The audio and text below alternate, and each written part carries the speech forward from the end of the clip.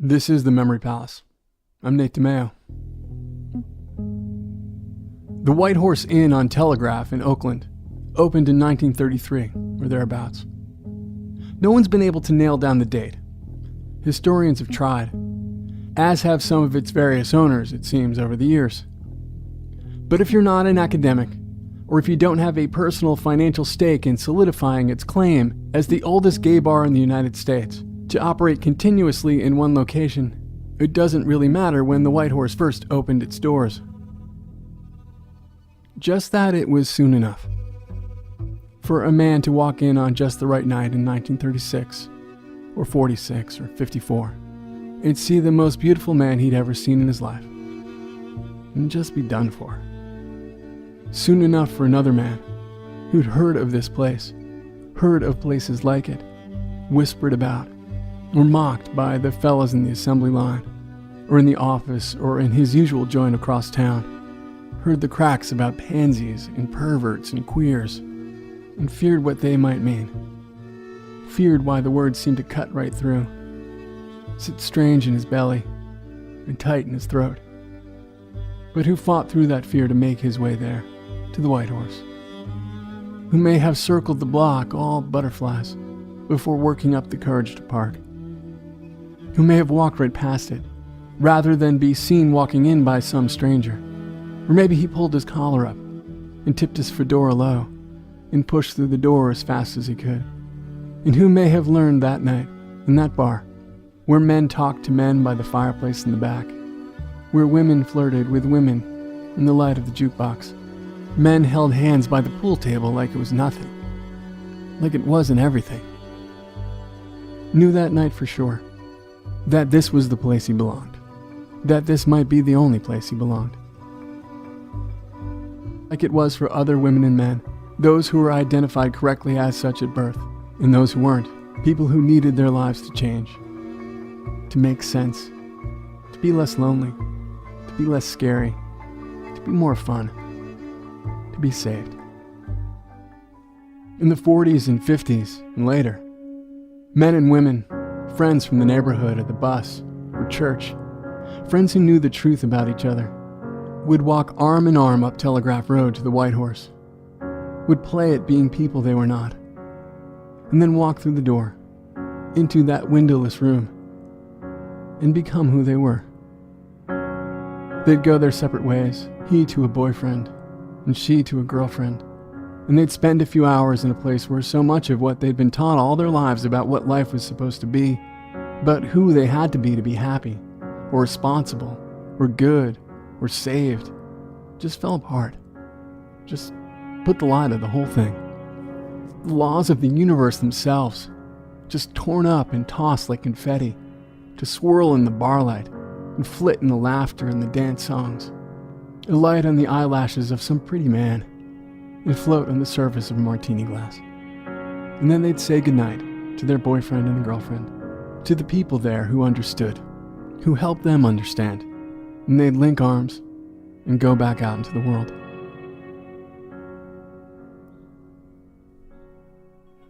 Have no illusions about the world. The world did not want that man and that woman to be who they were. Gay sex was a felony. Cross-dressing was a crime. People risked imprisonment, forced sterilization, institutionalization, lobotomization for acting on who they were. If the cops, armed with laws that let them raid bars if they suspected women were dancing with women, or men were holding hands, or speaking in high-pitched voices in some cities, if the cops came and threw you into the paddy wagon, if not threw you up against a wall, your name would wind up in the paper along with your address. You could be fired, kicked out of your apartment, lose your car loan, get beat up, or worse, by people in your own home, or by people who now knew where your home was. The laws would change. Attitudes would change, sometimes for the better, and sometimes not. The war seemed to change everything for a while, especially there in the Bay Area. All these soldiers and sailors and nurses flooding in, away from home for the first time, discovering who they were for the first time, discovering whole worlds in windowless rooms like the White Horse. In the 60s, a straight couple bought the bar, and they were so worried about raids, it seems, and some speculate so skeeved out by their own clientele, that they instated a strict no-touching policy. No more slow dances, no kissing, no nothing. It was like that for years, but still people came to the White Horse, because it was their place. But then the late 60s came, and the hippies came, and the radicals came. Berkeley was just down the road. The Black Panthers were on patrol right there in Oakland. And gay men and lesbians and transgendered people started staking more radical claims, started living more radical lives. And the White Horse embraced gay liberation. And by then it was just one of the many gay bars in the area, where people could find each other, could find out who they were and who they wanted to be, where they figured out what was possible to ask from this life, where they asked for it together, as they'd done in the White Horse Inn since 1933 or thereabouts.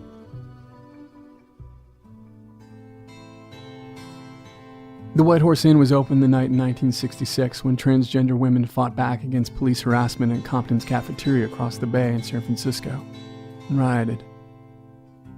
It was still open 2 years later when the Stonewall Inn was raided across the country and people protested for 3 days. It never really stopped.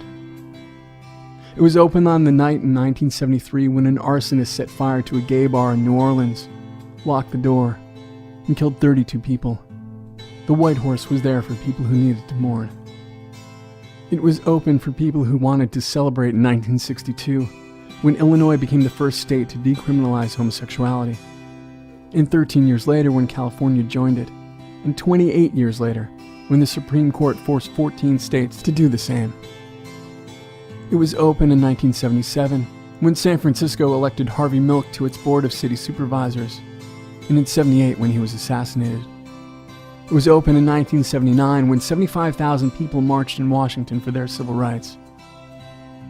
And it was open all throughout the 1980s, when its customers started dying, when its employees started dying. In 1 year alone, 8 bartenders, 8, died of AIDS-related illnesses. And the White Horse Inn stayed open. As it has been, again and again, when men and women, and boys and girls, transgendered people, were murdered for who they were. So many since 1933 or thereabouts. Mourned by what people now call the LGBTQ community. A community built, year by year, night by night, in windowless rooms like the White Horse. It was open when Vermont passed its civil unions law, when Massachusetts passed its marriage law, when San Francisco's mayor issued marriage licenses, and when the California Supreme Court annulled those unions, annulled the marriage of the manager of the White Horse, too. It was open when the California voters rejected gay marriage, and it was open for dancing when the Supreme Court threw that vote out. It was open on a Saturday in June, when someone killed 49 people in Orlando, Florida, in a place like the White Horse, where people came to be who they were. And it was open on Sunday. And it's open tonight. And it'll be open tomorrow.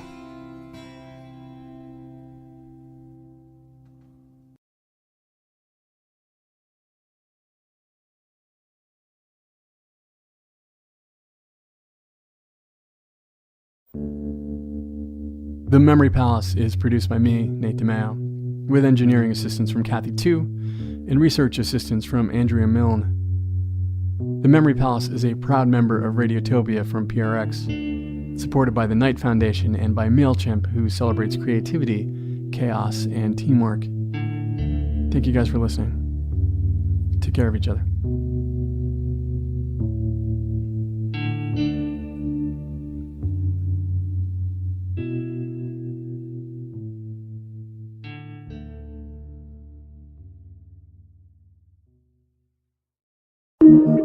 Radiotopia.